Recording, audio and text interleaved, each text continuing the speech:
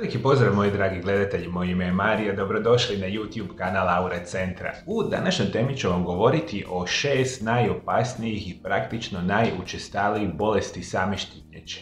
Ima ih nažalost prilično dosta i u velikom broju slučajeva se upravo događa da žene više manifestiraju ovakve vrste problema i u današnjoj temi ću čak govoriti da ove vrste bolesti štitnjače u većem omjeru napadaju žene nego muškarce, ali naravno da se može i dogoditi i kod samih muškaraca. I mi kada govorimo o samoj štitnjači, mi govorimo o onoj izuzetnoj bitnoj žlijezdi našega, nešto što mi nazivamo endokrinog sustava. Ona kao takva se nama nalazi ovdje ispod grkljanja, ima oblik kao nekakvog leptira sa jednim, ajmo tako reći, spojem između dva, ajmo tako reći, bitna dijela. I mi kada govorimo o samoj štitnjači, ona je žlijezda sa unutrašnjim izlučivanjem koja izlučuje u tijelo hormone tiorotitronin T3 i tetrajoditronin ili tiroksin T4. I smješten je, rekli smo, ispred donjeg dijela vrata, ispred početnog dijela dušnika i on ima nevjerojatnu bitnu ulogu upravo radi proizvodnje ovih samih hormona.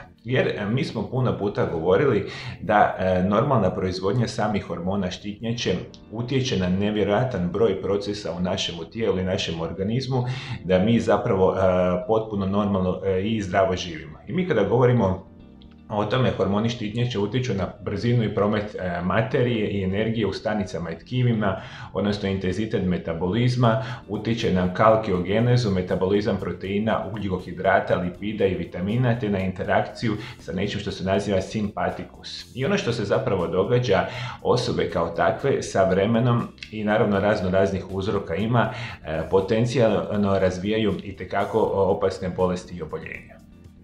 I kada govorimo o najčešćim bolestima koje napadaju samu štitnjaču, na prvom mjestu ću vam reći postoji jedna vrsta bolesti koja se naziva hipotireoza.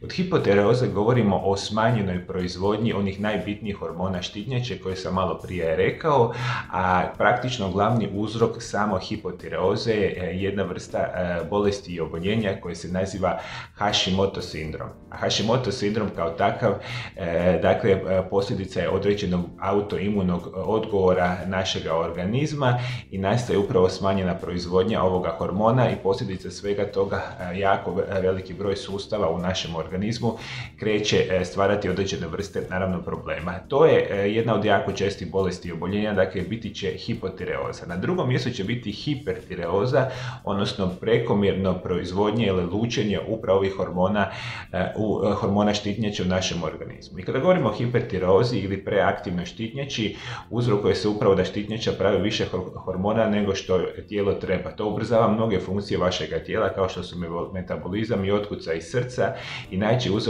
najčešći uzrok hipotireoze je Gravesova bolest. Isto tako, to je bolest koja na kraju krajeva je vezana za imunološki sustav. Dakle, hipertireoza i hipotireoza su jako učestale. Na trećem mjestu postoji jedna vrsta bolesti koja se naziva tireoidis, a o tireoidisu zapravo govorimo o upali same štitnjače. Kada je štitnjača upaljena, to se događa kad imunološki sustav stvara antitijela koje napadaju štitnjaču.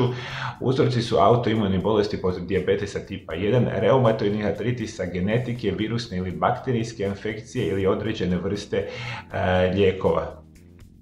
Dvije vrste, dakle, upale same štitnjače može biti, kao što smo malo prije napomenuli, Hashimotova bolest, međutim jedan drugi uzrok ili sama bolest se naziva postporođajni tireoidis. Kod ove situacije se naravno događa situacija poslije samoga poroda, gdje se u najvećem broju slučajeva sama bolest manifestira u nekoliko karakterističnih faza. Prva faza vam najčešće bude negdje između 1. i 4. mjeseca nakon samoga poroda, gdje određene vrste osoba iz te perspektive imaju simptome hipertireoze. Druga faza počinje 4 do 8 mjeseci nakon poroda i možete imati znakove hipotireoze, što je izuzetno interesantna situacija, i postoje još određene vrste bolesti i oboljenja. Još ću vam govoriti da je to relativno učestalost jedna bolest koja se naziva gušavost, a kada govorimo o samoj gušavosti govorimo o izuzetno povećanoj samoj štitnjači. Kod štitnjače to nazivamo zapravo gušavost, jer je glavni simptom oticanje vrata, može biti dovoljno velika da se može vidjeti ili osjetiti kvržice rukom. Vrlo velika gušavost može uzrokovati kašljanje, bolove u grlu, gutanjem i sa disanjem, što se dosta često u određenog broja naravno osoba i događa. I dvije još situacije mogu biti prilično ozbiljne, to je pojava određenih čvorića na samoj štitnjači koje se jako krasno može vidjeti sa dijagnostičkim pretragama i u najgore bolestima i oboljenjima što se događa kod same štitnjače govorimo o nečemu što se naziva rak štitnjače. I kada govorimo o raku štitnjače, to se događa kada stanice raka formiraju se iz tkiva štitne žljezde. Većina ljudi s rakom štitnjače ima čvor štitnjače koji ne uzrokuje nikakve simptome, ali ako imate simptome možete imati otekline ili kvržice u vratu, probleme s gutanjem i određene vrste, čak ajmo tako reći, promukloga glasa. Iz svih tih perspektiva uvijek je ključno da mi bolesti nađemo u najranijim fazama razvijanja i onda mi imamo najbolju šansu liječenja. Kao i uvijek tražit ćemo najbolje prirodne opcije liječenja i bolesti same štitnjače. Na mom kanalu sam o njima pričao, pratite me, još ću puno puta pričati o samim bolestima štitnjače. A svi moji dragi gledatelji preko društvenih mreža, na mome Aura Centar YouTube kanalu imate nekoliko tisuća video zapisa koje sam namijenio svima vama iz perspektive poboljšavanja vašeg zdravlja na potpuno prirodan način. Sve što vi trebate je ovdje dole ispod video zapisa, potpuno besplatno, da se pretplatite na moj kanal i kliknete na ikonu zvona.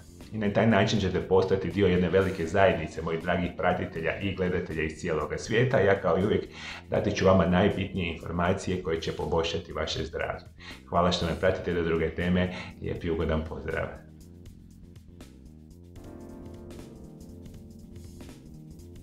Znam da veliki broj vas, moji dragi gledatelji, niste u stanju doći u moju ordinaciju na moje stručno liječenje vaših bolesti i oboljenja. I upravo iz te perspektive omogućio sam svima vama moje osobne telefonske konsultacije za sve vaše bolesti i oboljenja i kako se zapravo mogu liječiti na potpuno prirodan način. I svi vi, ukoliko želite naravno moje osobno savjetovanje za vaše bolesti, možete se naručiti na ove telefonske konsultacije, na ove brojeve telefona iz inozemstva, ili nazovite moju ordinaciju na ove brojeve telefona iz same Hrvatske. I ono sve što ćete napraviti, dobit ćete potrebite informacije kako ja organiziram telefonske konzultacije za sve vas koji mi niste u stanju doći u ordinaciju. I onda ćemo se lijepo dogovoriti točan termin konzultacija i ja ću odvojiti dovoljno vremena u mome danu da vam dam najispravnije i najbolje savjete o prirodnim opcijama liječenja vaših bolesti i oboljenja.